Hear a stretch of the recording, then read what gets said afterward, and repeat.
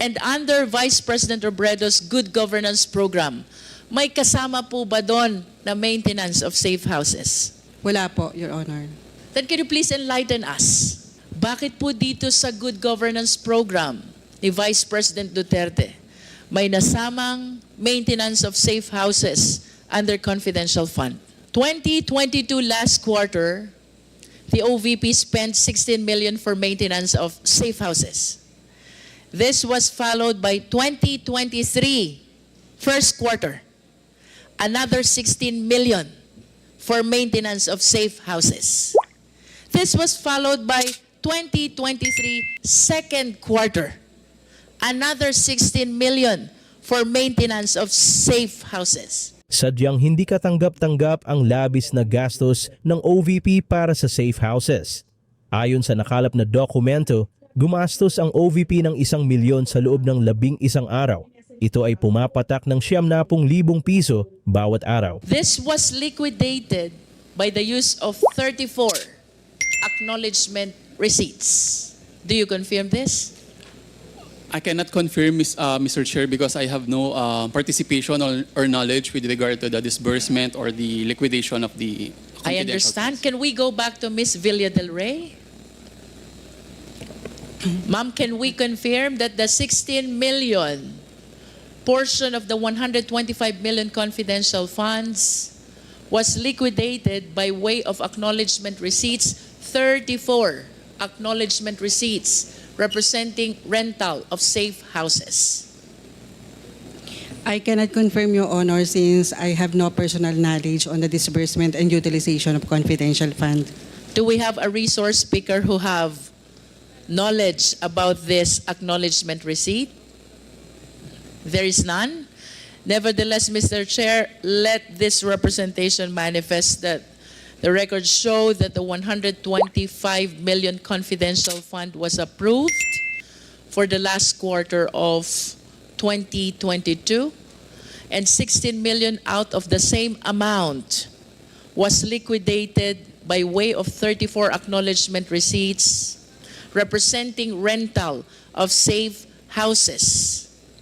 And I wish to further manifest, Mr. Chair, that the lowest amount among the 34 acknowledgement receipt is 250,000, which was spent for 11 days, representing the rental of 22,000 per day for the said safe house. The highest amount of acknowledgement receipt, Mr. Chair, is 1 million.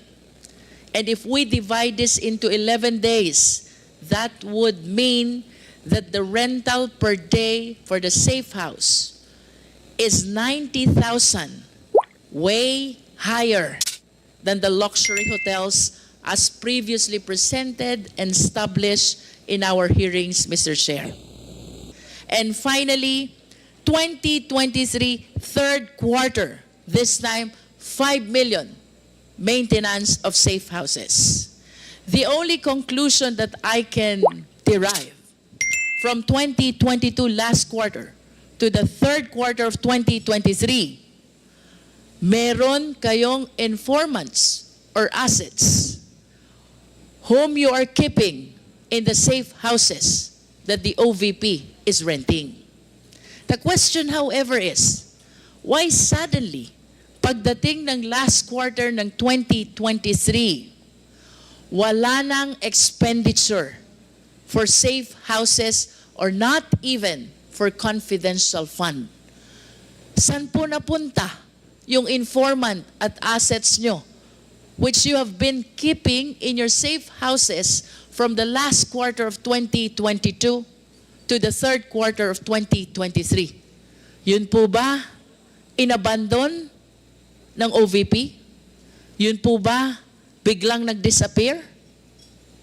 I'm sorry, Your Honor, wala po akong knowledge doon sa disbursement and utilization ng confidential funds. Nonetheless, Mr. Chair, I wish to manifest that although both Vice President Robredo and Vice President Duterte Congresswoman Luistro, maybe we can ask Attorney Sanchez, because I noticed that her name was included in that document. Ms. Sanchez, Attorney Sanchez, Yes, Mr. Chair, Your Honor. do you confirm that Vice President Robredo has good governance program also? Yes, Mr. Chair. Would you Your Honor. confirm that under Vice President Robredo's good governance program, there is no confidential fund? Yes, Mr. Chair. Your And would Honor. you further confirm that under Vice President Robredo's good governance program, there is no maintenance of safe houses? Yes, Mr. Chair, Your Honor. Please enlighten us. Bakit po pagdating sa programa, same program, good governance program, ang nagkaroon ng confidential fund, biglang nagkaroon ng maintenance of safe houses? Your Honor, the budget was proposed by the Office of the Vice President, and it would be for different programs, Your Honor. But as to the details, Your Honor, I do not have information on the specific details and items to be spent under the confidential expense. Would it Your be Honor. correct to say that the key officials of Vice President Duterte altered the menu of the good governance program of then Vice President Robredo? Mr. Chair, Your Honor, I think that would be a possible explanation, Your Honor. And are they really allowed to alter the program? Mr. Chair, Your Honor, from my understanding, Your Honor, yes, that may be allowed because in the budget of the OVP, there is a general item, Your Honor, only, which is the good governance program. In other words, Attorney Sanchez, that good governance program is just a nomenclature. It's like And as to what will be the menu under the good governance program, that will depend on the Vice President. Am I correct? Mr. Chair, Your Honor, that is my understanding, Your Honor. And who therefore prepared the program of the good governance program under the time of Vice President Duterte? Mr. Chair, Your Honor, that would be the Office of the Vice President, Your Honor. Can you please cite the name? Who in particular among the key officials prepared? Your Honor, I do not have the specific information on who the particular persons who prepared, but the request was submitted to the Budget Division, Your Honor. Nevertheless, Mr. Chair, in spite of the admission of Attorney Sanchez that they can alter, what is clear, the program Good Governance under Vice President Duterte suddenly include confidential fund and maintenance of safe houses, items which were never seen and which were never included in the program of Vice President Robredo. Am I correct, ma'am? That is correct, Mr. Chair. Another important observation, Mr. Chair.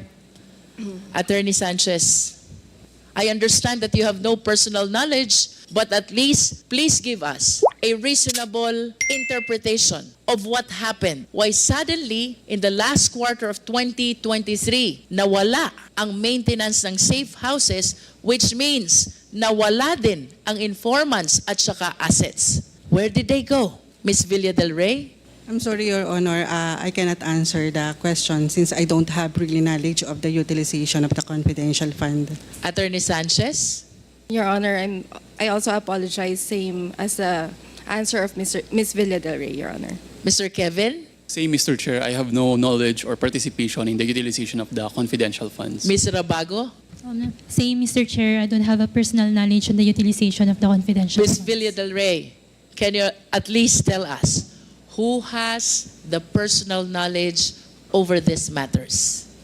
Based on the JC and based on the issuance of cash advance, it is the Special Disbursing Officer Who as is? the accountable officer. Can you please cite the name of the Special Disbursing Officer? As shown in the check, Your Honor, it is Ms. Gina Acosta.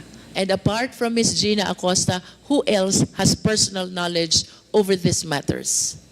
I don't have idea, Your Honor. I And you don't have confirm knowledge. that Gina Acosta, the special disbursing officer, whom you described earlier as confidential official with salary grade 24, is one of those who were subpoenaed and who did not appear. Tama po ba?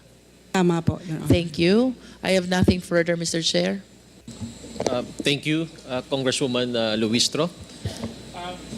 Mr. Yes, Chair, Deputy Speaker I just J.D. wanted Suarez. to ask a question. Attorney Sanchez, yung binanggit po ni Congressman Luistro na Special Disbursement Officer, ano pong pangalan niya?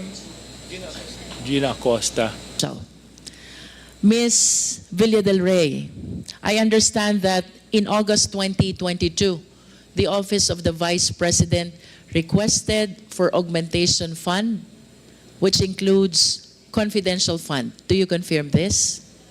Your Honor, may I refer your question to our budget officer? Yes, please. Mr. Kelvin, you are recognized.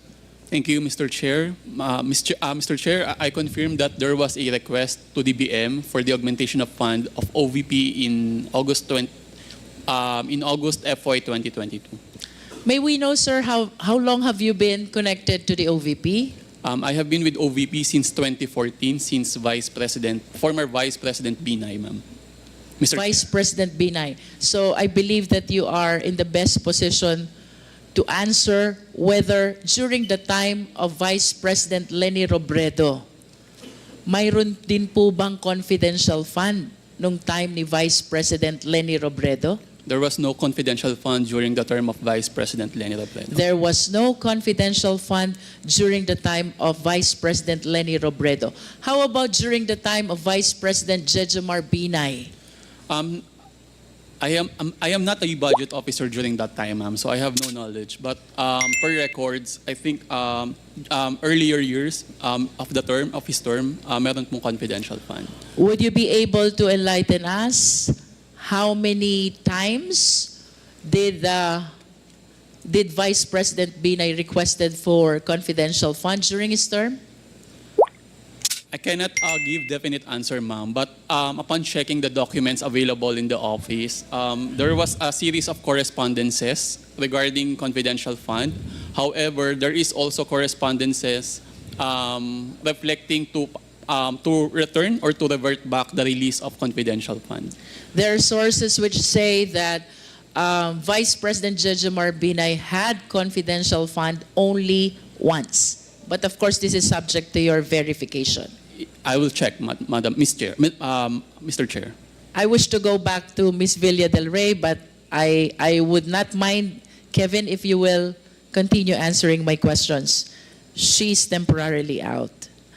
Would it be correct to say, sir, since there are no confidential funds during the time of Vice President Robredo, and Vice President Jejomar Binay only had once, would it be correct to say that the career officials of Vice President of the Office of the OVP during the time of Vice President Sara are not used or inexperienced with respect to confidential fund?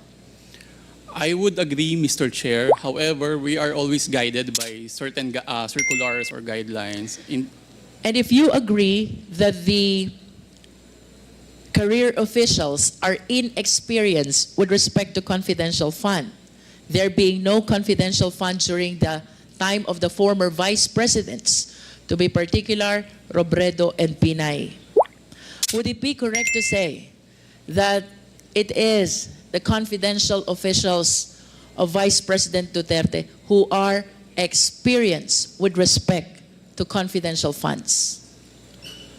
I have no information, Mr. Chair, with regard to the experience of the coterminous or confidential employees of this administration. Do you know Yusek Sulaika Lopez?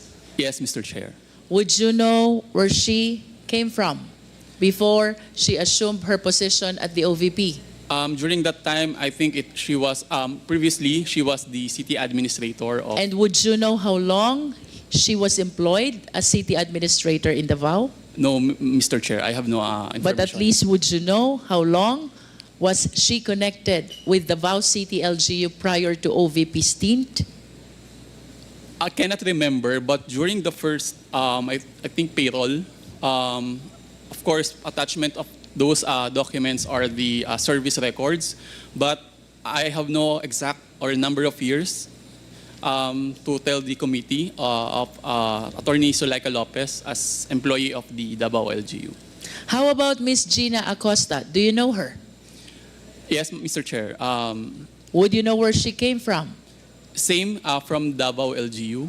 And would you know how long she was connected to Davao City LGU prior to her assumption of office at the OVP? No, Mr. Chair. Mr. Chair, I just want to manifest that during the previous hearings, we were able to present already before the committee the confidential funds of the city of Davao since 1988. And if my memory serves me right, during the time of then Mayor Sara Duterte, the confidential fund was 420 million, and then it was raised to 460 million until she finished her term as mayor of Davao City. Having this in mind, sir, Yes, Mr. Chair. would you agree with me if I would say that Yusek Zulaika Lopez and SDO Gina Acosta are well experienced with regards to confidential fund? Salamat sa panunood. Huwag kalimutang mag-like, subscribe at mag-share ng video. Hanggang sa muli.